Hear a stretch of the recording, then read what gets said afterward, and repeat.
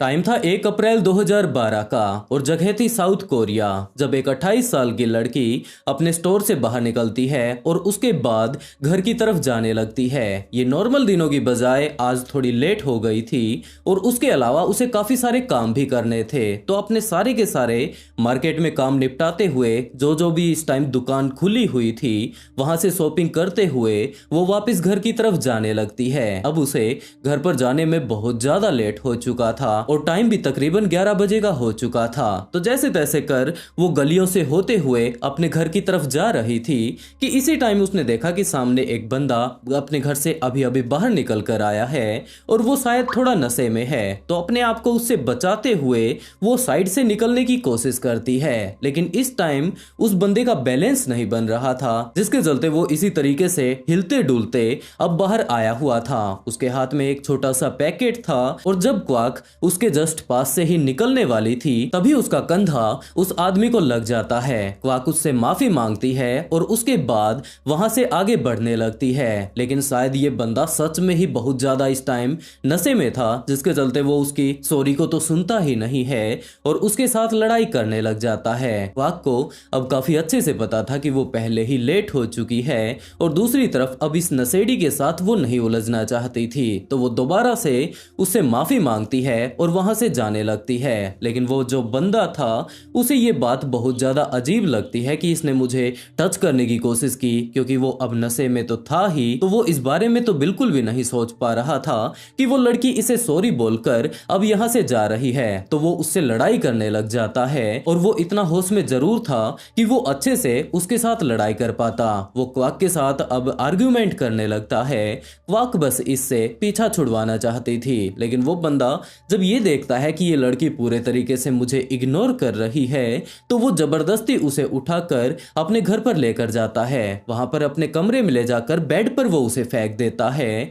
और उसके बाद नॉर्मली उसके साथ बात करने की कोशिश करता है। लेकिन क्वाक तो अब बहुत ज्यादा हैरान हो चुकी थी कि आखिरकार ये बंदा कौन है, इस तरीके से मुझे अपने घर पर कैसे उठा लाया। और ये था 48 साल का बू युआन चुन। अब वो क्वाक के साथ लड़ाई तो नहीं करता है, लेकिन डायरेक्टली उसे ये ऑफर देता है कि अगर आज रात के लिए वो इसके साथ रुक जाती है तो वो 15,000 रुपए इसे देने के लिए तैयार है। और क्वाक तो इसे सुनकर बहुत ज्यादा हैरान रह जाती है कि शायद ये इसे एक प्रोस्टिट्यूट समझ लिया है और ये गलत फहमी में है। तो वो उसे समझाते हुए वहां से जाने की कोशिश करती है, लेकिन इस टाइम युआन उसे छोड़ने के मूड में नहीं था, जिसके चलते जैसे ही वो लड़की उसके घर से बाहर निकलने की कोशिश करती है तो वो उसके बालों को पकड़कर उसे दोबारा से अपने कब्जे में लेकर उठाकर लाता है और बेड पर दोबारा से फेंक देता है। अब उसने कमरे की कुंडी लगा ली थी और उसके साथ वो जबरदस्ती करने की कोशिश करता है, लेकिन दूसरी तरफ पाक अपने आप को बचाने के लिए हर मशक्कत करती है। वो उसके चेहरे को नोचने की कोशिश करती है, लेकिन दूसरी तरफ युआन की तरफ देखा जाए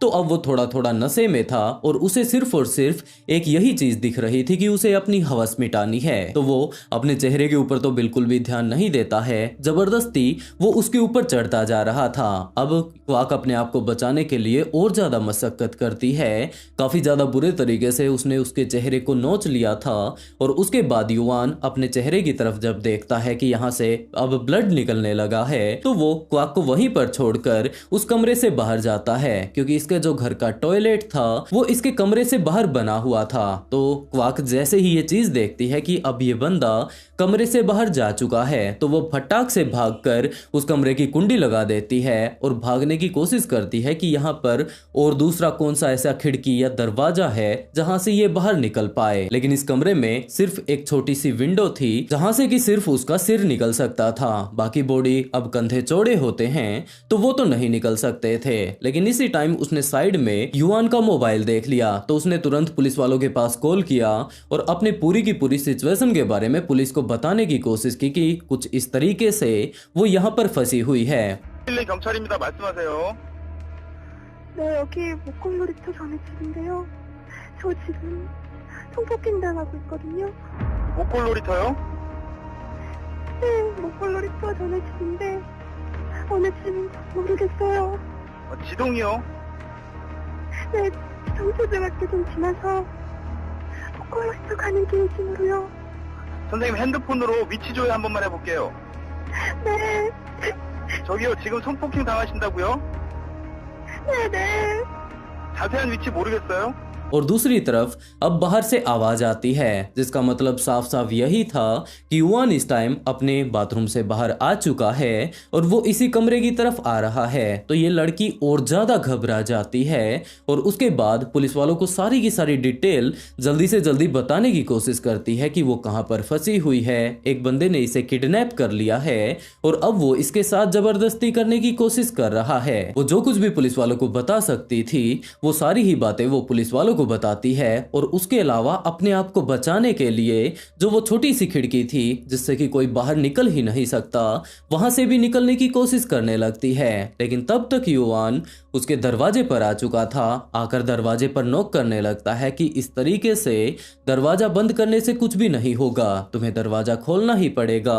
अगर तुम आराम से खोल देती हो तो अच्छी बात है, नहीं तो मुझे जबरदस्ती ये दरवाजा तोड़ना पड़ेगा। लेकिन दूसरी तरफ क्वाक तो अब अपने आप को बचाने के लिए अभी भी मशक्कत कर रही थी उस छोटी सी खिड़की से बाहर निकलने के लिए। युआन इस टाइम नशे में था तो वो पहले तो खटखटाता है और उसके बाद जबरदस्ती दरवाजा तोड़कर अंदर आ घुसता है और सामने आते ही उसने देखा कि यहाँ पर क्वाक तो वहां पर जो उनकी जो छोटी सी खिड़की है उससे बाहर निकलने की कोशिश कर रही है। सिर्फ इसकी गर्दन ही वहां पर बाहर निकली है, बाकी पूरी की पूरी बॉडी अभी भी इसी तरफ है। तो वो उसके पास जाता है, दोबारा से उसे पकड़कर वापस अपने बेड पर लाकर बैठा देता है और उसके बाद बाहर से एक चेयर लेकर आता है। चेयर जैसे ही वो लेकर आया तो उसे चेयर पर बैठा देता है और उसके बाद पूरे तरीके से इसे टेप से बांध देता है। उसके बाद उसे थोड़ी अब सिगरेट की तलब लगी थी तो अपने घर से बाहर जाकर वो सिगरेट पीने लग जाता है। इस टाइम इतनी ज्यादा मशक्कत के कारण युआन थोड़ा थक भी चुका था, नशे में भी वो थोड़ा थोड़ा था, तो वो वापस अंदर आकर अपने बेड पर सो जाता है। और जैसे ही सुबह के 5 बजे का टाइम होता है तो दोबारा से उसकी आंखें खुलती हैं और उसने देखा कि इस टाइम तो क्वाक भी सो रही है और अब वो बड़े ही आराम से इसके साथ जबरदस्ती कर सकता है। तो वो जैसे ही उसके पास पहुंचता है उसने सिर्फ उसे हाथ ही लगाया था कि तभी क्वाक की नींद खुल जाती है और उसके बाद युआन को पता चलता है कि ये लड़की पूरी रात की इतनी ज्यादा घबराई हुई है कि ये तो सोई ही नहीं, ये तो सिर्फ और सिर्फ यहाँ पर आराम से बैठी हुई थी, इस टाइम आंखें बंद करके। तो युआन अब ऐसी ही हालत में उसके साथ जबरदस्ती करने की कोशिश करता है, लेकिन वो लड़की अब बहुत ज्यादा चिल्ला रही थी, पूरी ही रात से वो चिल्ला रही थी। लेकिन बाद में उसने जब इसे टेप से बांधा तो इसके मुंह पर भी टेप लगा दी थी, जिसके कारण ये नहीं चिल्ला पाई। और अब ये लड़की, उसे अंदाजा था कि शायद थक गई होगी, लेकिन अभी भी लगातार जब ये मशक्कत कर रही थी तो उसने 3 से 4 मुक्के उसके मुंह पर मार दिए। अब वो थोड़ी अधमरी तो हो चुकी थी, लेकिन अभी भी अपने आप को बचाने के लिए क्वाक पूरी की पूरी कोशिश कर रही थी। और उसके बाद इसे बहुत ज्यादा गुस्सा आ गया कि यार पूरी की पूरी रात हो गई मुझे इस लड़की के ऊपर इतनी ज्यादा मशक्कत करते हुए, लेकिन ये है कि ये तो मुझे अपने नजदीक जाने ही नहीं देती। और उसके बाद वो अंदर से एक रोड उठा कर लाता है और उसके सिर पर एक तेज वार करता है। और जैसे ही ये वार होता है तो ये पूरे तरीके से ठंडी पड़ने लग जाती है। अब युआन को पक्का विश्वास हो चुका था कि जो ये अब उसके चोट लगी है इससे ये अपनी जान गंवा ही चुकी होगी। तो वो दोबारा से बाहर जाता है और उसके बाद वहां पर सिगरेट फूकने लगता है। लेकिन जैसे ही सिगरेट उसकी खत्म होती है और वो अंदर आता है तो उसने देखा कि अभी भी इसकी बॉडी में थोड़ी हलचल हो रही है। और उसके बाद पता नहीं उसके दिमाग में क्या बात आई कि दोबारा से वो अपने किचन में जाता है, वहां से एक चाकू लेकर आता है और यहाँ पर बाहर आने के बाद इसके धड़ को इसकी गर्दन से अलग कर देता है। और सिर्फ ये यहीं पर नहीं रुकने वाला था, जबकि इसको इस चेयर से खोल लेने के बाद, इसकी बॉडी को अच्छे से नीचे लिटा लेने के बाद, पहले से ही इसने एक पन्नी का जुगाड़ कर लिया था, उसके ऊपर इसकी बॉडी को रख देता है और इसकी बॉडी को छोटे छोटे हिस्सों में वो काटने लगता है। लेकिन दूसरी तरफ क्वाक ने जो पुलिस वालों के पास कॉल किया था वो सारे के सारे पुलिस वाले अब पूरी ही रात हो चुकी थी यहाँ पर आसपास की जगहों पर घूम रहे थे। और इसी टाइम एक महिला इन पुलिस वालों के पास आ पहुंचती है कि आज से पहले मैंने अपने घर के आसपास इतने सारे पुलिस वालों को कभी भी नहीं देखा था, तो जरा जाकर तो पूछो कि मामला क्या है। तो उसने जाकर पुलिस वालों से पूछा कि हाँ जनाब, आप लोग यहाँ पर क्यों घूम रहे हैं, आखिरकार क्या दिक्कत है। तब पुलिस वालों ने बताया कि रात को हम लोगों के पास तकरीबन 12 बजे के आसपास एक इस तरीके से फोन आया था और हम लोग तभी से उस लड़की लड़की को ढूंढ रहे हैं। वो बहुत ज्यादा चिल्ला रही थी। हमें नहीं पता कि आखिरकार वो इनमें से किस घर में है। और उसी टाइम उस महिला ने बताया कि रात को जनाब हमारे पड़ोस में भी एक लड़की बहुत ज्यादा बुरे तरीके से चिल्ला रही थी। मुझे नहीं पता कि आखिरकार उन दोनों के बीच क्या हुआ। पहले तो मेरा ये अंदाजा था कि जरूर ये दोनों पति पत्नी होंगे और नॉर्मली बातों को लेकर इन लोगों के बीच लड़ाई हो रही होगी। पहले मैं पुलिस वालों के पास कॉल करने वाली थी तो कपल के मामले में इंटरफेयर उसे नहीं करना चाहिए, यही बात सोचकर वो दोबारा से सो जाती है। और ये सारी ही बातें जब उसने पुलिस वालों को बताई तो पुलिस वाले पूछने लगते हैं कि वो रोने चिल्लाने की आवाजें कहां से आ रही थी। वो उस घर का एग्जैक्ट लोकेशन उन्हें बता देती है और पुलिस ऑफिसर्स जैसे ही उस घर के नजदीक पहुंचते हैं, खिड़की से अंदर की तरफ देखने लगते हैं तो उस ऑफिसर की आंखें फटी की फटी रह जाती हैं और उसने अपने बाकी ऑफिसर्स को इशारा करके यहाँ पर बुलाया कि जिस व्यक्ति को हम लोग ढूंढ रहे हैं वो इस घर के अंदर है। पुलिस वालों ने दरवाजा खटखटाया लेकिन अंदर से युवान ने दरवाजा नहीं खोला। तो पुलिस वालों ने अब दरवाजा तोड़कर जैसे ही पुलिस वाले अंदर घुसते हैं तो उन्होंने देखा कि यहाँ पर एक तरफ तो बाथरूम है, सामने ही एक कमरा और भी मौजूद है और यहीं पर एक व्यक्ति अब खून से लहूलुहान होकर नीचे काफी सारे खून के लोथड़े पड़े हुए हैं, इनके साथ खेल रहा है। तो पुलिस ऑफिसर्स सीधे के सीधे युवान के पास जा पहुंचते हैं और वहां पर जाकर उसे अपनी गिरफ्त में ले लेते हैं। उसे पूछताछ करने लगते हैं और पूछने लगते हैं कि हाँ भाई, यहाँ पर जो ये आसपास में इतनी सारी चीजें बिखरी हुई हैं, किस जानवर को तूने मार डाला, यहाँ पर तुम्हारे घर से रात को महिला के चिल्लाने की आवाजें आ रही थी। ये सारी की सारी इंफॉर्मेशन एक पुलिस ऑफिसर युवान से इस टाइम ले रहा था कि तभी दूसरा पुलिस ऑफिसर इनके बाथरूम में जा पहुंचता है और वहां पर उन्होंने देखा कि यहाँ पर तो एक लड़की का सिर पड़ा हुआ है और ये सिर किसी और का नहीं जबकि क्वाक का ही था। पुलिस ऑफिसर्स ने तुरंत युवान को अपनी गिरफ्त में ले लिया और इसके अलावा यहाँ पर जो भी और चीजें बिखरी हुई थी वो सारी की सारी पुलिस ने अपनी गिरफ्त में ले ली, क्योंकि तकरीबन 13 थैलियों में यहाँ पर इंसानी मांस को पैक किया गया था। पुलिस ऑफिसर्स युवान को गिरफ्तार कर लेते हैं और उसके बाद उससे पूछताछ करनी शुरू करते हैं कि आखिरकार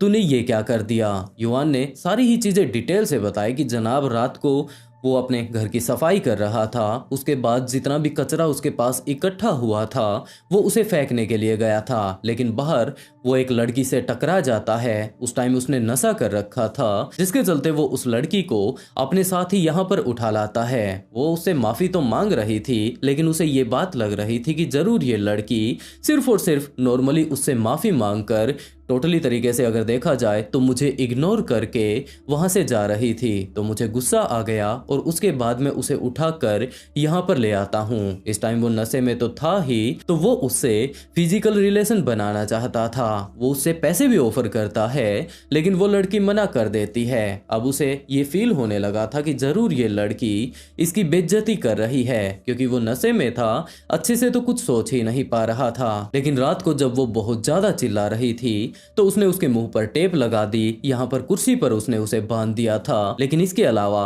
वो भागने की कोशिश कर रही थी। अब वो थोड़ा थोड़ा घबरा चुका था कि जरूर ये लड़की भागकर अब पुलिस वालों के पास ही जाएगी, जिसके चलते वो उसके ऊपर हमला कर देता है। उस हमले में वो अपनी जान गंवा देती है और जैसा कि वो चाहता था इसके साथ फिजिकल रिलेशन बनाना, वो तो वो बना ही नहीं पाया, जिसके चलते अब इसकी बॉडी को ठिकाने लगाने के लिए वो छोटे छोटे हिस्सों में काट रहा था। सबसे पहले वो रात को यहाँ पर 24/7 खुलने वाली मार्केट में जाता है, वहां से काफी सारी थैलियां खरीदता है और उसके बाद यहाँ पर आ चुका था। अब इसके छोटे छोटे टुकड़े काटकर वो इन थैलियों में भर रहा था और इसके सिर को भी वो ठिकाने लगाने ही वाला था। और जैसे ही ये पूरी बात पुलिस को पता चलती है तो पुलिस ने उसे अपनी गिरफ्त में ले लिया, उन 13 की 13 थैलियों को अपने कब्जे में ले लिया, उसके सिर को अपने कब्जे में ले लिया और उसके ऊपर इन्वेस्टिगेशन चलने लगती है। पुलिस वाले अब अपनी बड़ाई करने लगते हैं कि हम लोगों ने इस केस को सिर्फ और सिर्फ 13 घंटों के अंदर अंदर सोल्व कर लिया,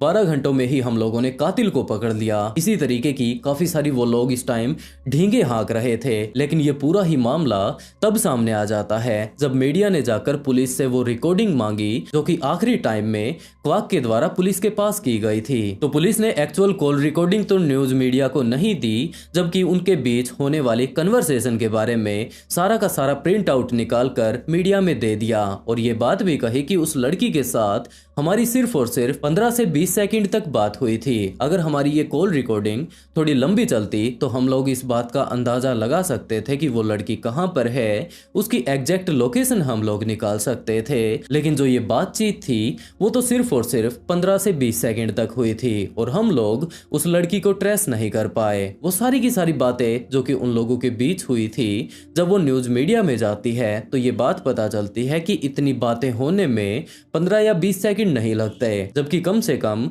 आप लोगों को 1.5 मिनट तो लगा ही होगा। तो अब पुलिस वाले ये बात कहते हैं कि हाँ, हमें तकरीबन 1.5 मिनट का ही टाइम लगा था, लेकिन उसकी एग्जैक्ट लोकेशन ढूंढने के लिए ये टाइम बहुत ज्यादा कम था। और अब तो न्यूज वाले और ज्यादा अच्छे से रिसर्च करने लगते हैं, अपने सोर्सेज से पता करने की कोशिश करते हैं और उसके बाद पूरा का पूरा मामला खुलकर सामने आता है कि क्वाक ने आखिरी टाइम में जब उसके ऊपर युआन ने आकर हमला कर दिया था तो डायरेक्टली फोन नहीं काट दिया था, जबकि उस फोन को वहीं पर साइड में छुपा दिया था। और जो ये पुलिस वालों के पास उसने कॉल किया था, ये पूरी की पूरी उनकी बातचीत तकरीबन 7 मिनट तक चली थी। और अब दोबारा से पुलिस के पास जाकर मीडिया ने पूछना शुरू किया कि पहले आपने 15 से 20 सेकंड कहा था, उसके बाद 1.5 मिनट कहा था, लेकिन असलियत तो कुछ और ही है। और उसके बाद पुलिस अपने आप को बचाने के लिए ये बात कहने लगती है कि हाँ, लगभग टाइम इतना ही लगा था, लेकिन हम लोगों के बीच जो बातचीत हुई थी वो सिर्फ और सिर्फ 1.5 मिनट तक हुई थी। उसके अलावा पूरी की पूरी रिकॉर्डिंग में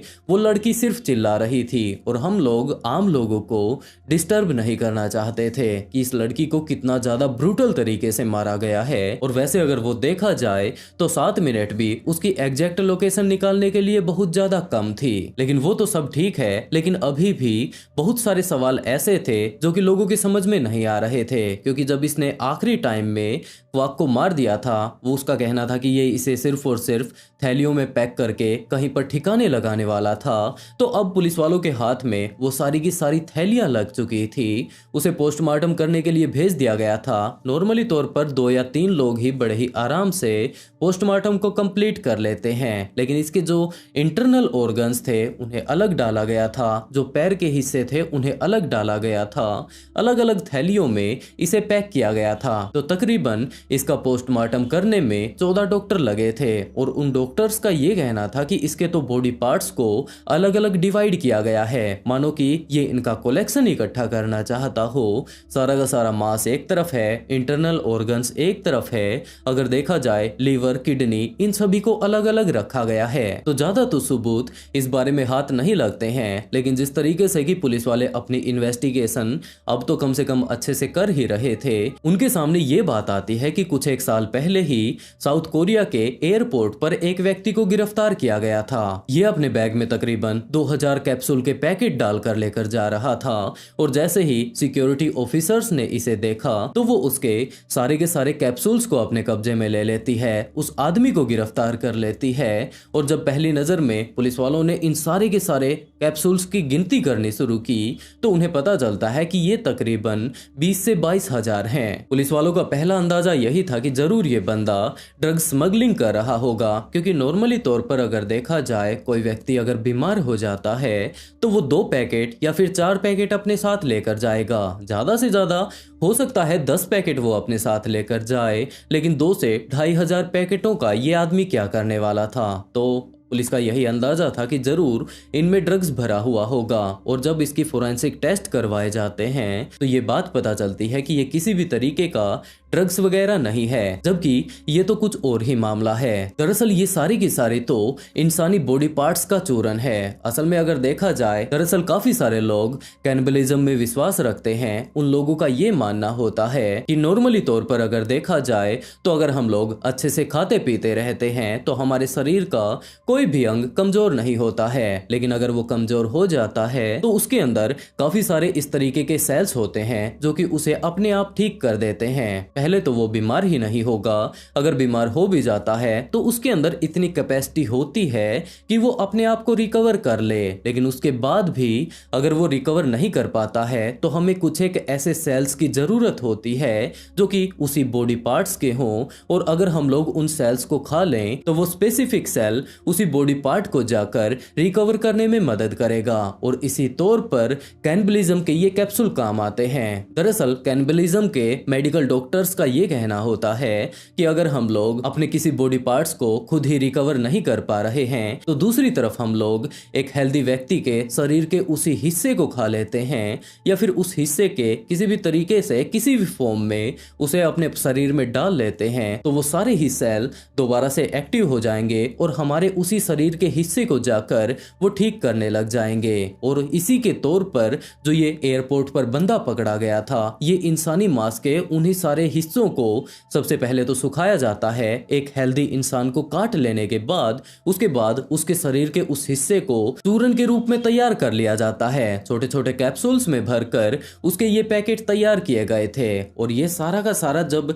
मामला पुलिस वालों को याद आता है तो पुलिस का ये कहना था कि जरूर युवान किसी न किसी ऐसे ही व्यक्ति से मिला हुआ है जो कि इंसानी बॉडी पार्ट्स को इस तरीके के कैप्सूल में चेंज करता होगा, और वो लोग बाहर जाकर ब्लैक मार्केट में इसे बेचते होंगे। और यही कारण था कि इसने लीवर को अलग से डाला था, हार्ट को अलग से डाला था, इसकी बड़ी आंत, छोटी आंत और स्पेसिफिक शरीर के अलग अलग हिस्सों को अलग से रखा गया था। लेकिन अभी भी पुलिस वालों का ये कंफ्यूजन था कि अगर ये मामला है तो इसने इसके सिर को क्यों छोड़ दिया, क्योंकि वो तो अभी भी बाथरूम में ही पड़ा हुआ था। तो पुलिस का ये अंदाजा था कि इसके अंदर ज्यादा मांस नहीं होता है और ये काफी ज्यादा एक बारीक काम है, जिसके चलते अब सारी की सारी रिपोर्ट इकट्ठा करके जज के सामने भेजी जाती है। और जज ने जब इस पूरे के पूरे केस को समझा, ये चीज समझी कि इस बंदे ने कितना ज्यादा ब्रूटल तरीके से एक लड़की को मार डाला है, तो 15 जून 2012 को उसे फांसी की सजा सुनाई जाती है। लेकिन ये बात कभी प्रूव नहीं हो पाई कि वो स्पेसिफिक इसी काम के लिए उसे मार रहा था। उसका तो ये कहना था कि जनाब उस टाइम मैं नशे में था, अपने आप को बचाने के लिए मैं तो सिर्फ इसे ठिकाने लगाने के लिए छोटे छोटे हिस्सों में काट रहा था, जिसके चलते वो दोबारा से जज के सामने जाकर रिक्वेस्ट करता है और 18 जून 2012 को उसकी मौत की सजा को उम्र कैद में बदल दिया जाता है। वैसे दोस्तों, आप लोगों ने इस पूरी ही कहानी के बारे में सुन लिया है और ये भी सुन लिया है कि किस तरीके से कैप्सूल में तैयार करके इंसानी बॉडी पार्ट्स को ये लोग ब्लैक मार्केट में बेचा करते थे। तो आप लोगों को क्या लगता है कि क्या युवान भी उसी ब्लैक मार्केट का एक मेंबर था? टाइम था 19 जनवरी 1996 का और जगह थी चाइना का नानजिंग, जब एक महिला सफाई कर्मचारी जो कि यहाँ पर नानजिंग की सड़कों पर बर्फ हटाने का काम किया करती थी, क्योंकि वहां पर अगर लगातार बर्फ गिरती रहती है तो वो फिसलन भरी हो जाएगी और उसके बाद कार एक्सीडेंट के चांस काफी ज्यादा बढ़ सकते हैं। तो वो वहीं पर बर्फ हटाने का काम किया करती थी। इसके साथ साथ वहां की जो साफ सफाई का काम था वो भी वो किया करती थी। अब रात का टाइम हो चुका था, उसकी ड्यूटी पूरी हो चुकी थी। उसके बाद वो अपना सारा ही सामान पैक कर लेने के बाद वापस अपने घर की तरफ जा रही थी। ये ज्यादा अमीर तो नहीं थी और यही कारण था कि वो जैसे तैसे कर अपनी जिंदगी काट रही थी। और इसी समय घर जाते टाइम उसने बीच रास्ते में देखा कि यहाँ पर एक काले रंग का पॉलिथीन बैग रखा हुआ है। उसे कंफ्यूजन होने लगता है कि जरूर कोई ना कोई बंदा या तो अपना सामान भूल गया है या फिर उसने ये जो कचरे का बैग था ये डस्टबिन में नहीं डाला। तो क्यूरियोसिटी के चलते वो उसी बैग के पास जा पहुंचती है और सोचने लगती है कि अगर कुछ काम की चीज होगी तो वो पुलिस स्टेशन में जाकर जमा करवा देगी और कचरा वगैरह अगर होता है तो वो उसे ले जाकर डस्टबिन में फेंक देगी। ये बात सोचकर वो उस पॉलिथीन को उठाती है, उसके बाद उसे खोलने लगती है। लेकिन जैसे ही उसने उसके अंदर देखा तो उसने पाया कि इसके अंदर तो पका हुआ मांस मौजूद है। इसके अंदर सारी की सारी सब्जियां डाली गई हैं, इन्हें काफी अच्छे से उबाला गया है। तो उसके दिमाग में सीधी की सीधी यही बात जाती है कि जरूर किसी न किसी भले इंसान ने गरीब लोगों की मदद करने के लिए ये बैग यहाँ पर रखा होगा। वो उस बैग को उठाकर अपने ही साथ ले चलती है, क्योंकि उसके दिमाग में ये बात चल रही थी कि वो भी तो एक गरीब है, उसके पास ज्यादा पैसे वगैरह नहीं हैं और जैसे तैसे कर वो अपने घर का गुजारा कर रही है। तो वो इस बैग को लेकर जैसे ही रात को अपने घर पर पहुंची, वहां पर ले जाकर इस बैग को खोलकर खाने को एक प्लेट में डालने लगती है ताकि इसे गर्म करके वो खाना शुरू कर दे। लेकिन इसी टाइम जब वो लगातार एक एक करके इन मांस के पीसेस को इस पैकेट से निकालकर प्लेट में रख रही थी, तभी इसके चिमटे में कुछ एक ऐसी चीज आ जाती है जिसे देखकर ये महिला बहुत ज्यादा घबरा जाती है। दरअसल ये कुछ और नहीं जबकि इंसानी उंगली थी। इसे देखकर वो बहुत ज्यादा घबरा जाती है। वो उस उंगली को एक दूसरी तरफ रख देती है और उसके बाद इस मांस के पूरे पैकेट को ही खाली कर देती है और इसमें एक एक करके छांटने लगती है कि इस उंगली के अलावा इसमें और क्या कुछ रखा हुआ है, और एक एक करके उसमें से 4 उंगलियां बाहर आती हैं। ये चीज देखकर वो बहुत ज्यादा घबरा चुकी थी और उसे ये बात समझ आती है कि ये कोई नॉर्मल मांस नहीं जबकि ये तो इंसानी मांस है। इस चीज को देखकर उसने पुलिस के पास कॉल कर दिया। पुलिस ऑफिसर्स इसके घर पर भी आ पहुंचते हैं और पुलिस को सारी की सारी चीजें ये डिटेल से बताने लगती है कि कैसे ये वापस अपने घर की तरफ आ रही थी। बीच रास्ते में उसे ये थैला मिला और उसके बाद क्या कुछ यहाँ पर होता है। पहले तो पुलिस इसी महिला के ऊपर शक करने लगती है कि जरूर इसने किसी का कत्ल कर दिया होगा और उसके बाद अपने आप को बचाने के लिए इस तरीके की ये कहानी बना रही है। लेकिन जब इसके पुराने बैकग्राउंड को देखा जाता है कि इसने आज तक कोई भी क्राइम नहीं किया, ये महिला अकेली यहाँ पर रहती है, तो कोई भी ऐसी डाउट वाली बात पुलिस के सामने नहीं आती है जिससे कि वो लोग उसे आरोपी साबित कर पाएं। और उसके बाद पुलिस उसी जगह पर जा पहुंचती है जहां पर कि उस महिला ने बताया था कि उसे ये बैग मिला था। अगले लगभग 2-3 दिनों तक पुलिस ऑफिसर्स उसी जगह के आसपास और इन्वेस्टिगेशन करने लगते हैं और वहां से पुलिस वालों को इस बैग के अलावा 4 बैग और भी मिलते हैं। उनके अंदर भी बिल्कुल इसी तरीके से काफी सारी इंसानी मांस को टुकड़ों में फेंका गया था। इसके अलावा एक बैग ऐसा भी मौजूद था जिसमें कि जिस व्यक्ति को यहाँ पर मारकर इन पॉलीथीन में फेंक दिया गया था उसका सिर भी मौजूद था। काफी सारे बॉडी के पार्ट इन थैलियों में यहाँ पर रखे गए थे। इन सभी को उठाकर एटॉप्सी के लिए ले जाया जाता है, लेकिन ऑटोप्सी वाले डॉक्टर्स का ये कहना था कि उन्होंने आज तक इतना ग्रुसम मर्डर नहीं देखा है, क्योंकि यहाँ पर इस व्यक्ति को जिसे कि मार दिया गया है इसे 10 या 20 टुकड़ों में नहीं जबकि पूरे के पूरे 2000 टुकड़ों में डिस्ट्रीब्यूट कर दिया गया था। उन्हें छोटा छोटा काट कर उसके अंदर काफी सारी सब्जियां डालकर एक तड़का लगाया गया था। 1-2 बैग ऐसे मौजूद थे जिनके अंदर की उन्हें अच्छे से तैयार करके सब्जियां वगैरह डालकर पैक किया गया था और 2 से 3 बैग ऐसे मौजूद थे जिसके अंदर की उसके पूरे के पूरे धड़ को रखा गया था, उसके सिर को रखा गया था और उसके पूरे के पूरे एक स्ट्रक्चर को तैयार किया जाता है। इसके शरीर की काफी सारी हड्डियां इस टाइम गायब हो चुकी थी। एक भी इंटरनल ऑर्गन पुलिस वालों को इन थैलियों में नहीं मिलता है और उस टाइम डीएनए जैसी भी कोई सुविधा मौजूद नहीं थी जिससे कि नॉर्मली पुलिस वाले इस बात का अंदाजा लगा पाते या फिर पता लगा पाते कि ये व्यक्ति है कौन, ये लड़का है, लड़की है या आखिरकार ये कौन है, कहाँ का रहने वाला था। इसकी आइडेंटिटी को हम लोग किस तरीके से जान सकते हैं। और इसे काफी ज्यादा बुरे तरीके से मार लेने के बाद इसे भून दिया गया था। लेकिन जैसे तैसे कर एटॉप्सी से इस बात का पता चल जाता है कि ये एक लड़की थी और उसके बाद इन काली थैलियों में ही एक कपड़ा भी उन्हें मिला था जिससे कि पुलिस का अंदाजा ये था कि जरूर ये कपड़ा इसी लड़की का रहा होगा। तो उन्होंने न्यूज़पेपर में डाल दिया कि हमें एक महिला कुछ ऐसी हालत में मिली है, उसके पास से हमें ये कपड़ा मिला है। अगर आप लोग इसके बारे में कुछ भी जानते हो तो प्लीज हमारी मदद के लिए यहाँ पर जरूर आइएगा। और इस घटना के कुछ ही दिनों बाद कुछ एक लड़कियां जो कि वहीं पर नानजिंग यूनिवर्सिटी में पढ़ा करती थी वो पुलिस के पास जा पहुंचती हैं और उन्होंने पुलिस ऑफिसर्स को बताया कि जनाब हमारी एक दोस्त थी, वो 10 जनवरी 1996 को हमारी यूनिवर्सिटी से बाहर निकली थी, लेकिन उसके बाद वो कभी वापस आती ही नहीं है। सबसे पहले हमारा ये अंदाजा था कि जरूर अब हमारे एग्जाम्स आने वाले हैं। एग्जाम के टाइम में वो लड़की बहुत ज्यादा पढ़ाकू थी तो अपने आप को अलग थलग कर लिया करती थी। उसके बाद सिर्फ और सिर्फ वो पढ़ाई ही करती रहती और अभी भी हमें यही बात का अंदाजा था कि जरूर वो कहीं ना कहीं या तो अपने घर पर जाकर या फिर हो सकता है किसी पार्क में बैठकर इस टाइम पढ़ाई कर रही होगी। लेकिन कंफ्यूजन ये भी था कि अगर वो पूरा का पूरा दिन अगर पढ़ाई करती है तो वो रात को वापस क्यों नहीं आती। हमने इन सारी ही चीजों के बारे में अपने यूनिवर्सिटी स्टाफ से बातें की थी। उसके बाद जाकर पुलिस में भी इस बारे में कंप्लेंट की थी, लेकिन बाद में सारी की सारी चीजें यूं ही शांत हो जाती हैं क्योंकि इनके यूनिवर्सिटी कैंपस के टीचर्स का ये मानना था कि अगर ये लोग इसकी फैमिली को जाकर इस बारे में बताएंगे या फिर यहाँ पर आसपास में लोगों को पता चलेगा कि एक लड़की इनकी यूनिवर्सिटी से गायब हो गई है, तो ये एक नेगेटिव इंप्रेशन इनकी यूनिवर्सिटी पर डाल सकता है और ज्यादा टाइम नहीं लगेगा, वो लड़की जहां पर भी गई हुई होगी वो वापस आ जाएगी। इन्होंने इस बारे में इसके माता पिता को भी नहीं बताया। दूसरी तरफ इन लड़कियों ने जाकर जो पुलिस कंप्लेंट की थी वहां पर भी ये यूनिवर्सिटी वाले जा पहुंचते हैं। उन्होंने कहना शुरू किया कि आप उस लड़की को ढूंढ जरूर लीजिए, लेकिन ये बात इतनी ज्यादा नहीं फैलनी चाहिए कि यूनिवर्सिटी की बेइज्जती हो जाए। उसके बाद पुलिस ऑफिसर्स इस लड़की का पता इनकी यूनिवर्सिटी से ले लेते हैं और सीधा का सीधा इनके घर पर जा पहुंचते हैं और वहां पर पहुंचने के बाद इस पूरी की पूरी कहानी के बारे में पुलिस वालों को पता चलता है और उसके बाद पुलिस को इस पूरी ही कहानी के बारे में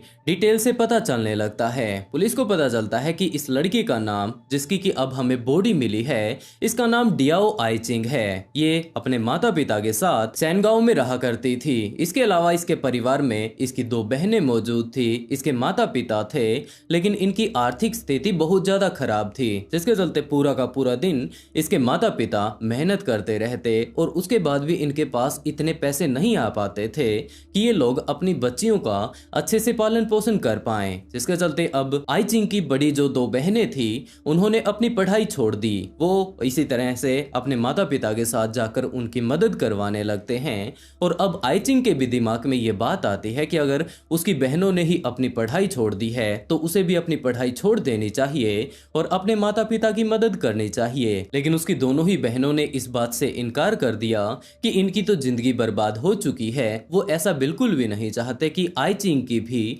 जिंदगी बर्बाद हो जाए। तो जैसे तैसे कर ये इसकी मदद करने की कोशिश करेंगे, जो कुछ भी इनकी तरफ से बन पाएगा ये पूरा का पूरा कोशिश करेंगे और उसे अपनी पढ़ाई नहीं छोड़नी है। आइचिंग इस बात को काफी अच्छे से समझ सकती थी कि इसके परिवार की कैसी हालत है, तो वो अच्छे से मन लगाकर पढ़ाई करने लगती है। हर बार वो अपने स्कूल में लगभग फर्स्ट ही आया करती थी। काफी ज्यादा वो आगे हर बार पढ़ाई में रहा करती थी और इससे उसके माता पिता बहुत ज्यादा खुश रहा करते थे और 1995 में नानजिंग यूनिवर्सिटी में इसका एडमिशन हो जाता है। ये वहां पर कंप्यूटर साइंस का सब्जेक्ट लेती है, जमकर मेहनत करने लगती है क्योंकि उसे पता था कि किस कंडीशन से निकलकर वो इस यूनिवर्सिटी में आई है। इसके माता पिता पीछे से कितनी ज्यादा मेहनत इसके लिए कर रहे हैं, तो ये सारी की सारी चीजें वो काफी अच्छे से समझ सकती थी। वो पूरा का पूरा दिन अपने पढ़ाई पर ही लगी रहा करती थी। इसके परिवार वालों के पास इतने भी पैसे नहीं थे कि ये लड़की अब कंप्यूटर साइंस से अपनी पढ़ाई कर रही है तो इसे छोटा मोटा कोई कंप्यूटर ही दे दिया जाए। लेकिन दूसरी तरफ आइचिंग इन सारी ही चीजों को समझ सकती थी, जिसके चलते वो अपना पूरा का पूरा काम अपनी यूनिवर्सिटी में ही कर लिया करती थी। जितना भी उसका कंप्यूटर का काम होता वो सारा का सारा वो अपनी क्लासेस में ही कंप्लीट कर लेती और उसके बाद अपने रूम में आने के बाद या फिर लाइब्रेरी में जाकर वो पढ़ाई शुरू कर दिया करती थी। बिल्कुल इसी तरीके से सारी की सारी चीजें बिल्कुल अच्छे से चल रही थी। इसके माता पिता ने इसका सपोर्ट करने में कोई कमी नहीं छोड़ी और तो और जब इसके दादा एक्सपायर हो गए तो इसके घर वालों ने नहीं बताया कि उनकी बेटी इस टाइम पढ़ाई कर रही है। हो सकता है इस हादसे के बाद उसकी पढ़ाई डिस्टर्ब हो जाए। दूसरी तरफ उसकी बड़ी बहन की शादी कर दी गई थी, लेकिन उन्होंने इसके बारे में भी उसे नहीं बताया। वो लोग पूरे तरीके से इसे खुला छोड़ देना चाहते थे कि बेटा बिना प्रेशर के तुम अपनी पढ़ाई कंप्लीट कर लो। इस तरीके से उसके ऊपर दबाव वो लोग नहीं बना रहे थे कि तुम जल्दी से जल्दी अपनी पढ़ाई कंप्लीट कर लो, उसके बाद तुम्हारी जॉब लग जाएगी और हम लोग जैसी सिचुएशन में इस टाइम रह रहे हैं इससे हम लोग बाहर निकल पाएंगे। उन लोगों का सिर्फ इतना ही कहना था कि बेटा तुम आराम से अपनी पढ़ाई कंप्लीट करो, अपनी जिंदगी में तुम कामयाब हो जाओ, ताकि जिस तरीके के हालात हमारे आज के टाइम में हैं ये कम से कम तुम्हारे तो ना रहें। अगर तुम कामयाब हो जाती हो तो हमारी आर्थिक स्थिति भी सुधर जाएगी। तो तुम ऐसा करो, हम लोग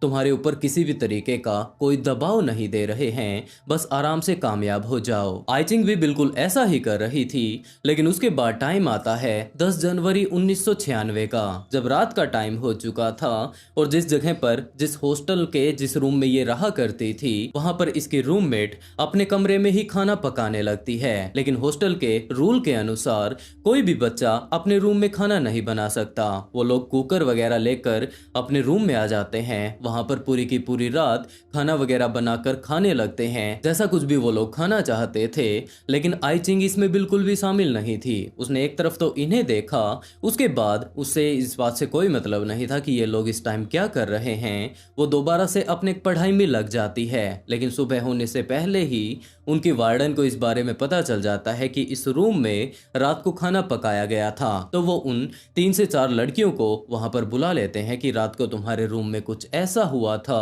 और ये तुमने हॉस्टल के रूल को ब्रेक किया है, जिसका कि तुम्हें अब फाइन भरना होगा। और ये फाइन किसी एक लड़की को नहीं, जबकि 3 से 4 इन सभी लड़कियों को मिलकर देना था, बराबर बराबर इन्हें देना था। लेकिन आई चिंग का ये कहना था कि मैंने उस खाने को नहीं खाया, मैंने मिलकर इनके साथ वो खाना नहीं पकाया, मैं तो सिर्फ और सिर्फ अपनी पढ़ाई कर रही थी। लेकिन वार्डन इस बात से मना कर देती है कि ये सारी की सारी चीजें तुम्हारे रूम में अगर हुई थी तो तुम भी बराबर की जिम्मेदार हो। आई चिंग लगातार मना कर रही थी। उसकी वार्डन ने कहा कि तुम्हें तो ये फाइन भरना ही पड़ेगा। ये सारा का सारा मामला रात का था, जिसके चलते वार्डन और आई चिंग के बीच लड़ाई हो जाती है और गुस्से गुस्से में उस वार्डन ने आई चिंग को अपनी यूनिवर्सिटी से बाहर निकाल दिया। उसने ये बात कही कि रात रात के लिए जब तुम यूनिवर्सिटी से बाहर रहोगी तब जाकर तुम्हारा दिमाग ठिकाने पर आएगा। और ये बात बोलकर 10 तारीख को उसे वहां से बाहर निकाल दिया जाता है। लेकिन अब 11 तारीख आ चुकी थी, दिन हो चुका था, उसके बाद रात हो चुकी थी, दोबारा सुबह हो चुकी थी,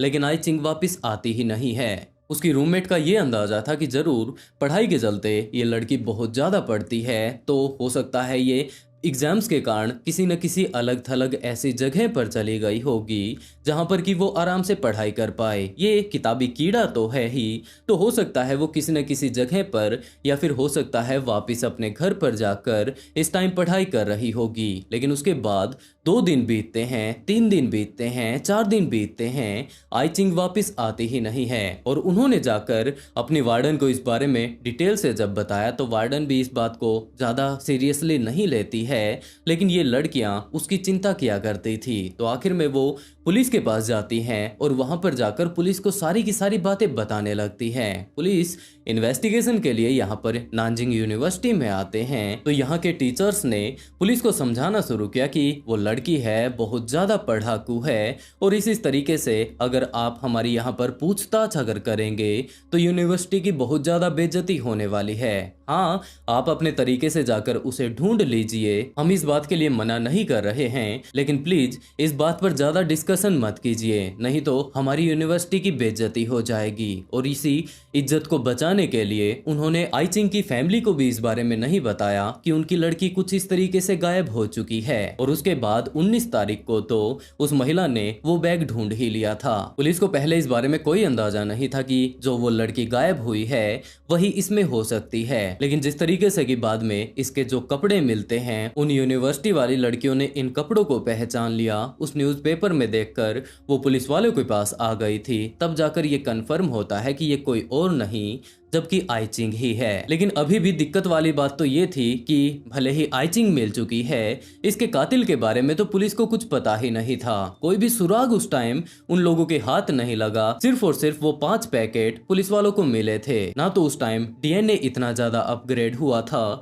ना कॉल रिकॉर्ड्स निकाले जा सकते थे, सीसीटीवी कैमरा भी इतने नहीं लगे हुए थे, तो पुलिस इस केस को सोल्व ही नहीं कर पाती है। पुलिस ने काफी तरीकों से इस केस के ऊपर इन्वेस्टिगेशन करने की कोशिश की, लेकिन वो लोग कभी अंदाजा ही नहीं लगा पाए कि इसके साथ हुआ क्या होगा। पुलिस ने जितने भी इसके जान पहचान के लोग थे, यार दोस्त थे, इसके क्लासमेट थे, रिश्तेदार थे, उन सभी से पूछताछ ही करनी शुरू कर दी कि जिस टाइम ये गायब हुई थी उस टाइम वो लोग क्या कर रहे थे, क्योंकि इनके अलावा किसी के ऊपर शक किया ही नहीं जा सकता था। उनका अंदाजा ये था कि जरूर किसी रंजिश के चलते इसके यार रिश्तेदारों ने ही इसकी जान ले ली होगी। लेकिन उन सभी लोगों ने इस बात को प्रूव कर दिया कि जब ये लड़की गायब हुई थी तो वो लोग ये काम कर रहे थे इस स्पेसिफिक जगह पर ही नहीं थे। कोई अपने साथ किसी व्यक्ति को ले आता है, कोई उस टाइम जॉब पर गया हुआ था, या फिर काफी सारे ऐसे सबूत पुलिस के सामने पेश कर दिए जाते हैं जिससे कि पुलिस को उन्हें अपनी सस्पेक्ट लिस्ट से बाहर निकालना पड़ता है। और उसके बाद पुलिस काफी तरह के अंदाजे अब लगाना शुरू कर देती है। उनका मानना ये था कि डीओ आई चिंग गलत जगह पर गलत समय पर थी। जरूर वहां से कोई ना कोई सीरियल किलर या फिर कोई सनकी व्यक्ति वहां से गुजर रहा होगा। हो सकता है उस टाइम उसे हद से ज्यादा गुस्सा आया हुआ होगा और वो आई चिंग को अपना शिकार बना लेता है। लेकिन ये सारे के सारे जो पीसीज अगर देखे जाएं तो इस तरीके से कोई आम व्यक्ति किसी दूसरे व्यक्ति को नहीं काट सकता। तो या तो इस घटना को अंजाम देने वाला कोई सर्जन रहा होगा या फिर हो सकता है वो कोई बूचर होगा जो कि जानवरों को काटने का काम किया करते हैं। या फिर हो ये भी सकता है कि कोई बूचर या फिर कोई सर्जन इसे वन साइड लव किया करता था। जब इसने जाकर इसे प्रपोज किया होगा तो आई चिंग ने मना कर दिया, क्योंकि जिस तरीके से कि उसकी परिवार की स्थिति थी तो वो लव के चक्कर में तो फंस ही नहीं सकती थी। उसे तो ज्यादा से ज्यादा मेहनत करके अपने परिवार को उस स्थिति से बाहर निकालना था। तो उसने उसे मना कर दिया होगा, जिसके चलते बदला लेने के लिए उसने इस कांड को अंजाम दिया हो सकता है। या फिर उस रात जब वो बाहर निकली होगी, यूनिवर्सिटी वालों ने तो उसे बाहर निकाल दिया था, लेकिन वो एक ऐसी जगह पर जा पहुंची होगी जहां पर कि ह्यूमन ट्रैफिकिंग ऑर्गन वालों के वो हाथ लग गई होगी। उन्होंने उसे पकड़ लिया। उसके जितने भी इंटरनल ऑर्गन्स जैसे कि किसी भी थैली में वहां पर मिले ही नहीं थे, तो उन्होंने सारे के सारे इंटरनल ऑर्गन्स उसके निकाल लिए होंगे और उसके बाद उसे छोटे छोटे हिस्सों में काट लेने के बाद, ताकि इसकी कोई पहचान ही ना कर पाए, उसे अलग अलग थैलियों में डालकर इस तरीके से ठिकाने लगा दिया गया होगा। और उसके फेस को तो काफी ज्यादा देर तक गर्म पानी में उबाला गया था। या फिर मेरा खुद का अंदाजा है कि हो सकता है वो कुछ एक नरभक्षियों के हाथ लग गई होगी। हम लोग पहले भी काफी सारे ऐसे केसेस कवर कर चुके हैं जहां पर कि एक व्यक्ति दूसरे व्यक्ति को खा जाता है। तो हो सकता है वो ह्यूमन कैनिबलिज्म के भेंट चढ़ गई होगी और अभी तक ये केस अनसॉल्व्ड है। वैसे अगर वहां पर देखा जाए तो हर 20 साल में एक केस की एक्सपायरी हो जाती है। 20 साल बाद उस केस को पूरे तरीके से बंद कर दिया जाता है कि अगर 20 साल में ही ये केस अगर सॉल्व नहीं हुआ है तो ये आगे भी नहीं होगा। लेकिन ये केस इतना ज्यादा सेंसिटिव था कि स्पेशली तौर पर गवर्नमेंट ने ये बात कही थी कि इस केस को कभी भी बंद नहीं किया जाएगा और जब भी इसका कातिल पकड़ा जाएगा तो उसे सख्त से सख्त सजा दी जाएगी। वैसे दोस्तों, आप लोगों को क्या लगता है कि यहाँ पर असल में आई चिंग के साथ हुआ क्या होगा? किसने उसे इतनी ज्यादा भयानक मौत दी होगी? टाइम था 26 अप्रैल 2002 का, जब अमेरिका के फ्लोरिडा में मार्लन मार्कानो और एमा मार्कानो के घर पर मिया का जन्म होता है। जन्म के बाद ही इसके माता पिता ने अपनी बेटी का काफी अच्छे से पालन पोषण किया और जब तक 2020 का टाइम आता, मिया मार्कानो ग्रेजुएट हो चुकी थी। उसके बाद उसने अपने माता पिता से ये बात कही कि उसे थेरेपी में बहुत ज्यादा इंटरेस्ट है और उसके इस इंटरेस्ट को देखते हुए फिजियोथेरेपी का उसे कोर्स करवाया जाता है और उसका admission university of central Florida में करवा दिया जाता है। वो अपने कॉलेज में रहकर काफी अच्छे से इस टाइम अपने कोर्स को कर रही थी, लेकिन अपने कोर्स को करते टाइम इसका इंटरेस्ट पेंटिंग में जाग जाता है और दूसरी तरफ उसने अपने पेंटिंग के भी कुछ एक क्लासेस शुरू कर दी। वो शाम को जब भी उसे टाइम लगता तो वहां पर जाकर पेंटिंग सीखा करती थी और इसी टाइम जब उसके पास और ज्यादा टाइम बच जाया करता था तो अपना टाइम वो बिल्कुल भी खराब नहीं करना चाहती थी। तो वो वहीं पर जिस भी तरीके की अब उसके अंदर काबिलियत थी तो वो काफी सारे ऐसे ऑफिसेज में जाती है जहां पर जाकर उसने इंटरव्यू दिया और उसकी जॉब लग जाती है। अब वो साथ के साथ एक तो फिजियोथेरेपी का कोर्स कर रही थी, साथ के साथ अपने पेंटिंग की क्लासेस को अटेंड कर रही थी और उसके बाद जितना भी उसके पास टाइम बच जाया करता था वो अपने ऑफिस में जाती और वहां पर काम करने लग जाया करती थी। अब उसका टाइम बड़े ही अच्छे से इन्वेस्ट हो रहा था, फालतू का टाइम अब उसके पास बचता ही नहीं और जब भी फालतू टाइम बच जाया करता था, एक दो दिन की अगर उसकी छुट्टी होती तो वो अपने माता पिता से वापस मिलने के लिए अपने घर पर चली जाया करती थी। ये सारी ही चीजें लगातार चल रही थी और दूसरी तरफ मार्लन और एमा इस बात को लेकर बहुत ज्यादा खुश रहा करते थे कि उनकी बेटी की जिस तरीके से कि इंटरेस्ट है ये पूरा का पूरा दिन काम करती रहती है। ऐसा बिल्कुल भी नहीं है कि ये बेवजह अपना टाइम खराब करती हुई घूमे। तो अच्छी बात ये थी कि वो ज्यादा से ज्यादा काम किया करती थी, जितना भी उसका टाइम बच जाया करता था तो वो अपने माता पिता से मिलने के लिए घर पर आ जाया करती थी। लेकिन इसी टाइम मिया को ये बात पता चलती है कि इसके माता पिता के बीच किसी बात को लेकर लड़ाई हो गई है और अब वो लोग अलग हो चुके हैं। लेकिन अभी भी दोनों के दोनों जब उसके माता पिता अलग हो चुके थे तो वो अपनी बेटी से प्यार किया करते थे और कभी ना कभी उससे मिलने के लिए उसके पास आते रहा करते थे। एमा भी उनसे मिलने के लिए जाती रहती। टाइम बीतता रहता है, करीबन 1 साल का अब टाइम बीत चुका था और अब उसके पिता को एक और महिला पसंद आ चुकी थी। उसने अपनी बेटी को सारी की सारी बातें साफ साफ बता दी कि बेटा मैं और तुम्हारी माँ इस टाइम अलग हो चुके हैं, लेकिन दूसरी तरफ मुझे ये महिला इस टाइम बहुत ज्यादा पसंद आ चुकी है और हम लोग अब शादी करने वाले हैं। तो उसकी बेटी को भी इस बात में कोई दिक्कत नहीं थी और मिया भी इस बारे में काफी अच्छे से सोच सकती थी कि अगर इसके माता पिता दोनों ही अलग हो चुके हैं तो वो अपनी जिंदगी के बारे में आगे कुछ भी सोच सकते हैं। मार्लन दोबारा से शादी कर लेता है और जैसे ही इसकी नई माँ आती है तो वो भी मिया से मिलकर काफी ज्यादा खुश होती है। मिया को अपनी नई माँ बहुत ज्यादा पसंद आती है। वो अपनी बायोलॉजिकल माँ से भी बार बार मिलती रहा करती थी और इनके बीच अब वो जो पुरानी लड़ाई चल रही थी वो पूरे तरीके से शांत हो चुकी थी। इसकी नई माँ इसका काफी अच्छे से ख्याल रखा करती थी। बीच बीच में मिया अपनी पुरानी माँ से भी मिलती रहा करती थी। सारी ही चीजें बिल्कुल अच्छे से चल रही थी। ये हर रोज अपने कोर्स पर जाती, पेंटिंग वगैरह बना लेती, उसके बाद अपनी कंपनी में जाकर जहां पर कि अब ये जॉब लगी हुई थी वहां पर काम किया करती थी। लेकिन यहाँ पर घूमते घूमते काफी बार ऐसा हुआ करता था जब इसे अपना ऑफिस दूर लगा करता था तो कभी इसे अपने कोर्स वाली क्लासेस दूर लगा करती थी और इन सारी ही चीजों को देखते हुए एक स्पेसिफिक जगह पर होटल में रूम ले लिया। वो वहां पर बड़े ही आराम से अब रहने लगती है, लेकिन इसका थोड़ा किराया ज्यादा था जिसके चलते उसने अपने एक और दोस्त के साथ अपना रूम शेयर कर लिया। अब इनका जो भाड़ा था वो आधा आधा हो चुका था। दोनों एक साथ जब वहां पर रहते तो ये बोर भी नहीं हुआ करते थे और ये बात मिया के लिए काफी ज्यादा अच्छी थी। मिया हर रोज अपने काम पर जाती, उसके बाद वापस शाम को आने के बाद आराम से सो जाती। लेकिन यहाँ पर इनकी बिल्डिंग में एक साफ सफाई करने वाला व्यक्ति आर्मांडो काल्वारो इसे बहुत ज्यादा पसंद किया करता था और यही कारण था कि इसने काफी बार मिया को प्रपोज कर लिया था। मिया को ये बात कहा करता था कि तुम्हें पैसे वगैरह की कोई भी वो कमी नहीं आने देगा। काफी तरह की वो जॉब करता है, इसके पास इस टाइम हद से ज्यादा पैसे हैं। वैसे ही ये सोकिया यहाँ पर काम करता है। अगर ये इसके साथ रिलेशनशिप में आ जाती है तो ये आगे चलकर इसे बहुत ज्यादा खुश रखने वाला है। लेकिन मिया ने तो बिल्कुल साफ इनकार कर दिया कि वो इसमें बिल्कुल भी इंटरेस्टेड नहीं है। उसके बाद आर्मांडो वहां से चला जाता, लेकिन जैसे तैसे कर जब भी उसे मौका लगा करता था तो वो मिया के पास आ पहुंचता।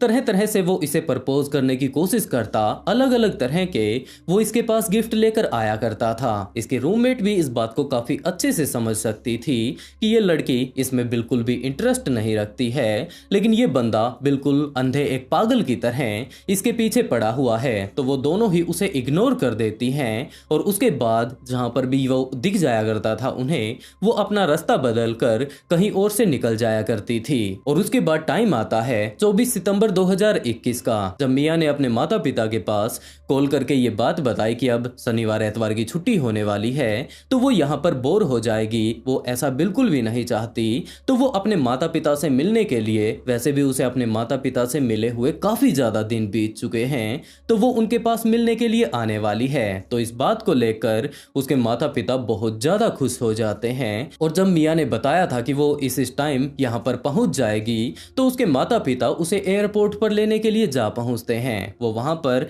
एयरपोर्ट के बाहर खड़े होकर वेट कर रहे थे कि अब फ्लाइट आ चुकी है। काफी सारे पैसेंजर ऐसे मौजूद हैं जो कि लगातार बाहर की तरफ आ रहे हैं और उसके माता पिता अब खड़े होकर एक ही चीज देख रहे थे कि उनकी बेटी अभी भी नहीं आई, अभी भी नहीं आई।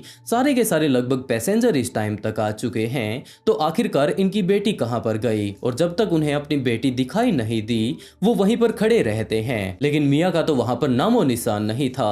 तो आखिर में वो लोग एयरपोर्ट अथॉरिटी के पास जा पहुंचते हैं। वहां पर जाकर पूछने लगते हैं कि जनाब इस तरीके से मिया नाम की एक लड़की आने वाली थी, वो हमारी बेटी है, लेकिन वो हमें यहाँ पर मिली ही नहीं। तो क्या आप लोग जरा चेक करके बताएंगे कि क्या वो फ्लाइट से उतर चुकी है? तो अच्छे से चेक कर लेने के बाद ऑफिसर्स ने बताया कि हाँ, इस नाम से एक फ्लाइट बुक जरूर है, लेकिन ये जो लड़की आने वाली थी ये तो इसमें आई ही नहीं। इसकी जो सीट थी वो इस टाइम खाली थी और ये तो फ्लाइट में बैठी ही नहीं। इस बारे में सुनते ही इसके माता पिता को काफी ज्यादा अजीब लगता है और वो लोग मिया के पास कॉल करने लगते हैं। अगले काफी देर तक वो उसके पास कॉल करते रहते हैं, लेकिन लगातार मिया का मोबाइल इस टाइम बंद आ रहा था। तो इसके माता पिता को अब थोड़ी चिंता होने लगती है कि आखिरकार वो लड़की गई तो गई कहां पर। और उसके बाद जिस होटल में इस टाइम मिया अपना रूम लेकर रहा करती थी, अपनी उस रूममेट के साथ उस होटल में फोन करते हैं और पूछने लगते हैं कि हमारी बेटी कुछ इस तरीके से आज हम लोगों से मिलने के लिए आने वाली थी, वो यहाँ पर फ्लाइट से उतरी ही नहीं। और जब हम लोगों ने उसके बारे में पूछताछ की तो कुछ ऐसा पता चला है। तो क्या प्लीज आप एक बार उसके रूम में जाकर चेक कर पाएंगे कि क्या वो अपने रूम में ही है। तो होटल मैनेजमेंट भी इस बात के लिए मान जाता है और वहां पर जाकर मिया के दरवाजे पर नॉक करता है, लेकिन अंदर की तरफ से किसी ने भी दरवाजा नहीं खोला। तो पहले तो उन्हें यही बात लगी कि जरूर इसके अंदर कोई ना कोई है जरूर, लेकिन वो बंदा दरवाजा नहीं खोल रहा है। तो वो अगले काफी देर तक यहाँ पर खड़ा होकर दरवाजा नॉक करता रहता है। अंदर से इस टाइम पंखे वगैरह चलने की आवाज आ रही थी, लेकिन कोई भी आकर दरवाजा नहीं खोल रहा था। तो उसे शक हो जाता है कि इसके माता पिता का कॉल आया है, ये लड़की आज जाने वाली थी, तो हो सकता है यहाँ पर किसी न किसी तरीके की गड़बड़ हो। और वो वहां से साइड में निकलकर उस तरफ बैल्कनी की तरफ जाता है, जहां से कि विंडो से वो अंदर की तरफ देख सकता था। और जैसे ही उसने विंडो को थोड़ा साइड में किया तो उसे पता चलता है कि इस खिड़की के साथ तो थोड़ी छेड़खानी की गई है, ये तो पूरी तरीके से अलग ही हो चुकी है। उसने साइड में जैसे ही रखा तो उसने देखा कि सामने जो दरवाजा है जिससे कि वो अंदर आ सकता था, लगातार अब वहां पर खड़ा होकर ये नॉकिंग कर रहा था। उसके जस्ट आगे ही एक अलमीरा अड़ाई गई है और इस चीज को देखते ही वो होटल मैनेजर अच्छे से समझ चुका था कि जरूर यहाँ पर कुछ ना कुछ गड़बड़ चल रही है और उसे पुलिस के पास कॉल कर देना चाहिए। उसने पुलिस के पास कॉल किया। दूसरी तरफ मिया के माता पिता को भी बताया कि उसके रूम का कुछ ऐसा हाल है। पुलिस ऑफिसर्स तब तक वहां पर पहुंच चुके थे। पुलिस वाले उस खिड़की से ही अंदर जाते हैं, अलमीरा को साइड में हटाकर उस दरवाजे को भी खोल देते हैं और इसके रूम में अच्छे से छानबीन करने लगते हैं। पुलिस को पता चलता है कि यहाँ से मिया पूरे तरीके से गायब हो चुकी है। जो इसकी रूम पार्टनर है वो भी इस टाइम यहाँ पर मौजूद नहीं है। तो पुलिस ऑफिसर्स उसकी रूम पार्टनर से संपर्क करते हैं और इसके अलावा जितने भी इसके रूम में इस टाइम पुलिस वालों ने छानबीन की थी तो उन्होंने पाया कि यहाँ पर एक तकिए के ऊपर कुछ एक खून के छींटे पड़े हुए हैं। लाल कलर का यहाँ पर रंग लगा हुआ है और अच्छे से जब उसे फोरेंसिक टेस्ट के लिए भेजा जाता है तो ये बात कंफर्म हो चुकी थी कि ये तो खून ही है। मिया की रूममेट ने बताया कि जनाब आज वो अपने घर पर जाने के लिए बोल रही थी। इसे कुछ एक यहाँ पर नॉर्मली काम था तो वो अपना काम निपटाने के लिए जल्दी ही सुबह यहाँ से निकल गई थी और उसे तो सिर्फ इतना ही पता था कि मिया भी वापिस अपने घर पर जाने वाली है। अब वो वापिस यहाँ पर पहुंच पाती उससे पहले पुलिस वाले यहाँ पर आ चुके हैं और अभी तक वो वापिस होटल में नहीं आई थी। तो पुलिस ने उसके रूममेट से ही पूछना शुरू किया कि क्या उस लड़की की आखिरी टाइम में किसी के साथ लड़ाई हुई थी या फिर किसी के साथ उसकी रंजिश रही हो, जिससे कि हम लोग अंदाजा लगा पाए कि उसे कौन किडनैप कर ले गया। तो उसकी रूममेट ने इस बात से इनकार कर दिया, लेकिन इस बारे में उसने जरूर बताया कि यहाँ पर एक सफाई कर्मचारी है जिसका नाम आर्मांडो काल्वारो है, वो उसके ऊपर नजर जरूर बनाए हुए था। वो बार बार उसे प्रपोज किया करता था, तरह तरह से वो इसके साथ संपर्क करने की कोशिश किया करता था।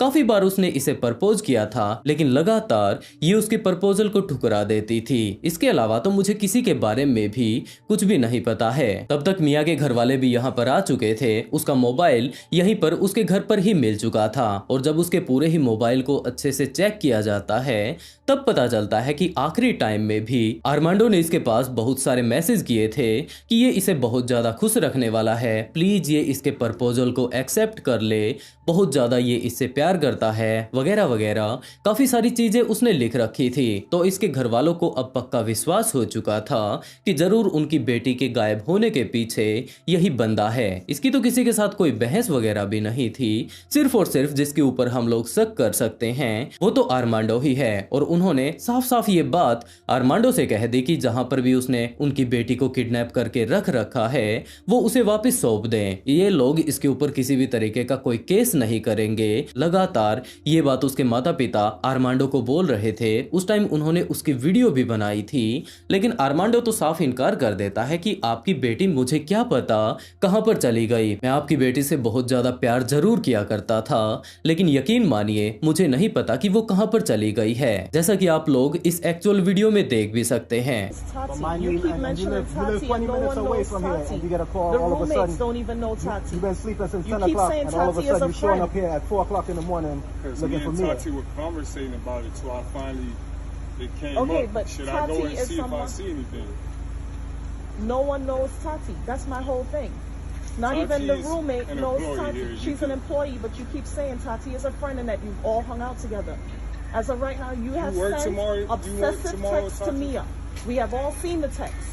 You talked about giving her your life savings. You cash out her money, and you claim that you weren't in touch. Who told her gave It's her on life text. savings? I never As a said matter of that. fact, we're going to get a police report to pull your phone records if that's the case. What you have to do? और police भी मिया के माता पिता को साफ साफ ये बात बोल देती है कि सिर्फ शक के आधार पर हम लोग इस आदमी को गिरफ्तार नहीं कर सकते, और वो लोग उसे यूं ही छोड़ देते हैं। लेकिन दूसरी तरफ मिया के माता पिता को अब पक्का विश्वास हो चुका था कि उनके बेटी के गायब होने के पीछे यही बंदा होगा। तब तक उसकी पहली वाली माँ, बायोलॉजिकल माँ भी वहां पर आ चुकी थी। उसे जैसे ही पता चलता है कि उसकी बेटी पूरी तरीके से गायब हो चुकी है, तो वो अपने पति और उसकी सेकंड वाइफ के साथ मिलकर अपनी बेटी के बारे में पूछताछ करने लगते हैं। और ये लोग पूरा का पूरा दिन अपनी गाड़ी में बैठकर आर्मांडो का अब पीछा किया करते थे। पूरा का पूरा दिन वो लोग घूमते रहते उसके पीछे पीछे कि ये बंदा जरूर, अगर इनकी बेटी को इसने कहीं पर छुपा रखा है तो उससे मिलने के लिए जरूर जाएगा। और इसी टाइम एक दिन ऐसा भी आया जब उन्होंने एक तरफ अपनी गाड़ी खड़ी कर रखी थी, सामने ही वो लोग आर्मांडो को देख रहे थे, जिसने कि अपनी गाड़ी अब पार्किंग में खड़ी कर रखी थी और अपनी गाड़ी से कुछ एक सामान वो निकाल रहा था। जैसे ही उसने अपना कुछ एक सामान निकाला तो मिया के माता पिता इस टाइम उसकी वीडियो भी बना रहे थे कि हो सकता है ये बंदा कोई ना कोई ऐसा काम कर दे जिससे कि वो लोग पहचान पाए और सबूत के तौर पर पुलिस वालों को दिखा पाए कि इस बंदे ने ये सब कांड किया है और इनकी जो बेटी इस टाइम गायब हो चुकी है, हो ना हो वो इन्हीं के पास है। इसी टाइम आर्मांडो ने एक ब्लैंकेट अपनी गाड़ी से निकाला और जैसे ही ये ब्लैंकेट वो बाहर निकालता है तो इसकी फैमिली ने पहचान लिया कि ये वाला कंबल तो उनकी बेटी मिया का है और उनकी बेटी अगर गायब हो चुकी है और ये कंबल इसके पास है तो जरूर उसकी बेटी को गायब करने वाला कोई और नहीं जबकि यही है। और उन्होंने तुरंत पुलिस के पास कॉल कर दिया और सारी ही चीजें डिटेल से बताई कि जनाब हमारी बेटी कुछ इस तरीके से गायब है और हमारी बेटी के पास जो कंबल था उसका कंबल इस टाइम ये सफाई वाला यूज कर रहा है। Why haven't they gone into his apartment? Why didn't they search him? But he had a screwdriver in his front, the passenger side. Hold on. We What car watching is that him. he's still in? Kaylee, tape it up. How the fuck did that happen? My stomach, my stomach, my stomach, my stomach. Am I on your joint? How the fuck did that happen? What is he doing? What is he taking out? He's taking off. He has gloves. He has gloves. He has gloves He has in his gloves. hands. He has gloves. Gloves and what else? The Oh my blanket. god, that is my blanket!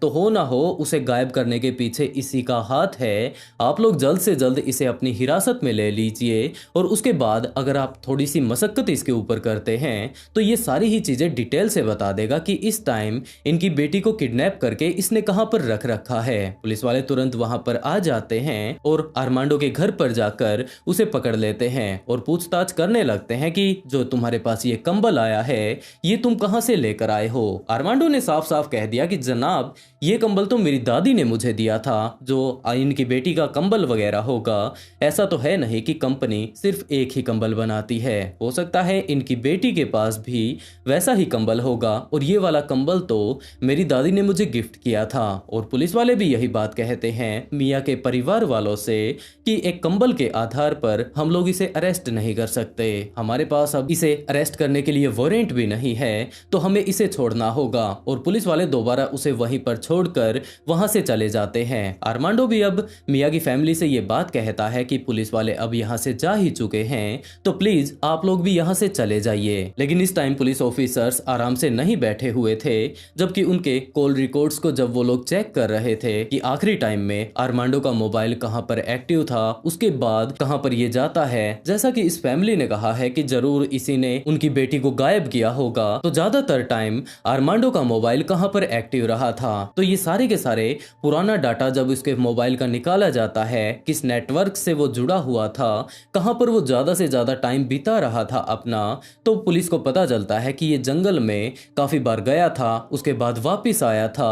तो ये सारी ही चीजें जैसे ही police को पता चलती है, उनके कॉल रिकॉर्ड्स पता चलते हैं, तब तक पुलिस के पास वारंट भी आ चुका था और पुलिस ऑफिसर्स आर्मांडो के घर पर जा पहुंचते हैं। लेकिन वहां पर जाने का कोई भी फायदा नहीं रहता क्योंकि इस टाइम तक आर्मांडो वहां से जा चुका था। पुलिस ऑफिसर्स आर्मांडो के घर पर अब अच्छे से तहकीकात करने लगते हैं और वही वाला कंबल वहां पर पड़ा हुआ था। जब उस कंबल को अच्छे से खोला जाता है, उसे देखा जाता है, चेक करते हैं तो उन्हें पता चलता है कि इसके ऊपर भी कुछ एक खून की बूंदें लगी हुई हैं। लेकिन इसका कोई फायदा नहीं क्योंकि आर्मांडो अब यहां से जा चुका है। तो पुलिस ने एक तरफ तो मिया के अब पूरे ही शहर में पर्चे छपवा दिए थे कि ये लड़की कुछ इस तरीके से गायब है, हम लोगों को मिल नहीं रही है, प्लीज आप लोग जितनी हो सके मदद करने की कोशिश करें। और दूसरी तरफ ये बंदा यहाँ से भाग चुका है जिसके ऊपर की हमें शक है कि इसे के गायब होने के पीछे यही बंदा रहा होगा। तो पूरा का पूरा शहर अब आर्मांडो को ढूंढने लगता है और इसी टाइम पुलिस के पास एक कॉल भी आता है। उसने बताया कि जनाब, आप जिस व्यक्ति को ढूंढ रहे हैं वो हमें पता जरूर है कि वो कहां पर है, लेकिन अफसोस की बात यह है कि ये अपनी जान गंवा चुका है। ये इस जगह पर एक पुराने बंद पड़े गैराज में है और यहाँ पर ये फंदे से लटका हुआ है। पुलिस ऑफिसर्स जैसे ही वहां पर पहुंचते हैं उस स्पेसिफिक जगह पर, तो वहां पर पहुंचकर पुलिस को पता चलता है कि ये बंदा तो इस टाइम फंदे से लटक चुका है और यही वो आदमी था जो कि ये बात बता सकता था कि आखिरी टाइम में इसने ले जाकर मिया को कहां पर छिपाया था। और अगर इसने अपनी खुद की ही जान दे दी है तो ये बात भी पुलिस ऑफिसर्स काफी अच्छे से समझ सकते थे कि इसने मिया का क्या हाल किया होगा। लेकिन दूसरी तरफ अब पुलिस के पास उसकी लोकेशन थी कि आखिरी टाइम में ये जंगल में ज्यादातर टाइम कहां पर बिता रहा था। तो वहां पर जब जाया जाता है तो वहां पर पहले तो कुछ भी नहीं मिलता, इस पे के आसपास की काफी सारी जगहों को छान दिया गया था। तो पुलिस ऑफिसर्स दोबारा से लाइव आते हैं और शहर के लोगों से रिक्वेस्ट करते हैं कि कुछ इस तरीके से जो वो बंदा था किडनैप करने वाला, वो तो अपनी जान गंवा चुका है लेकिन वो लड़की अभी भी गायब है। तो आप लोगों से रिक्वेस्ट है कि हम लोग तो पूरे शहर में अगर एक एक करके घूमने के लिए जाएंगे तो इसमें बहुत ज्यादा टाइम लग जाएगा, लेकिन अगर पूरी सिटी मिलकर हम लोगों की मदद करती है तो ये केस हम लोग जल्द से जल्द सॉल्व कर लेंगे। बस आप लोग इतना कीजिए कि आपके घर के आसपास जितनी भी अबेंडेंट पड़ी बिल्डिंग हैं, जगह हैं, टूटे फूटे घर हैं जहां पर कि कोई नहीं रहता, आप लोग वहां पर जाकर जरा चेक कर लीजिए कि मिया वहां पर तो नहीं है। तो सारा का सारा शहर मिया को ढूंढने के लिए निकल पड़ता है और पुलिस ऑफिसर्स तब तक उसकी एग्जैक्ट लोकेशन को ढूंढ चुके थे जहां पर कि आखिरी टाइम में आर्मांडो बार बार जा रहा था। और जैसे ही पुलिस ऑफिसर्स वहां पर पहुंचते हैं तो उन्होंने देखा कि यहाँ पर एक लड़की एक टूटे फूटे घर के अंदर बंधी पड़ी है, उसके मुंह पर पट्टी बांधी गई है, इसके दोनों ही हाथों को पीछे की तरफ बांध दिया गया है, इसके कपड़ों को काफी ज्यादा बुरे तरीके से फाड़ा गया है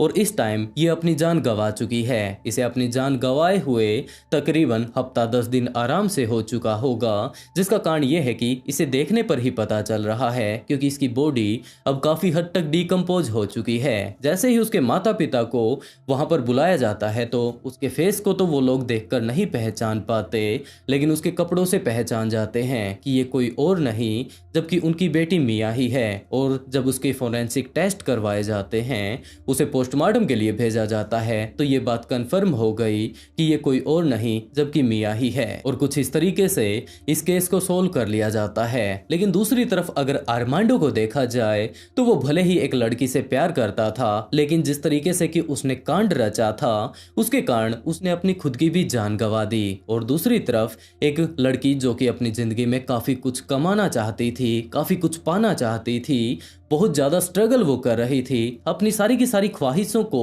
खुद के खर्चे पर वो पूरा कर रही थी, उसकी जिंदगी उसने पूरे तरीके से बर्बाद कर दी। वैसे दोस्तों आप लोग इस पूरी ही कहानी के बारे में सुन चुके हैं, आप लोग इस केस के बारे में क्या कहना चाहेंगे? और दोस्तों इस तरीके की कहानी सुनाकर मैं आप लोगों को डिस्टर्ब तो नहीं करना चाहता, लेकिन सचेत जरूर करना चाहता हूँ। तो आप लोग अपना ध्यान रखिए और इसके साथ साथ अपनी फैमिली का ज्यादा से ज्यादा ख्याल रखें। और अगर स्टोरी सुनाने का तरीका अगर पसंद आया हो तो वीडियो को को लाइक कर ब्लडी फाइल्स को सब्सक्राइब जरूर कर लें, क्योंकि इसी तरीके के काफ़ी सारे ट्विस्टेड केस मैं यहाँ पर लेकर आता रहता हूँ।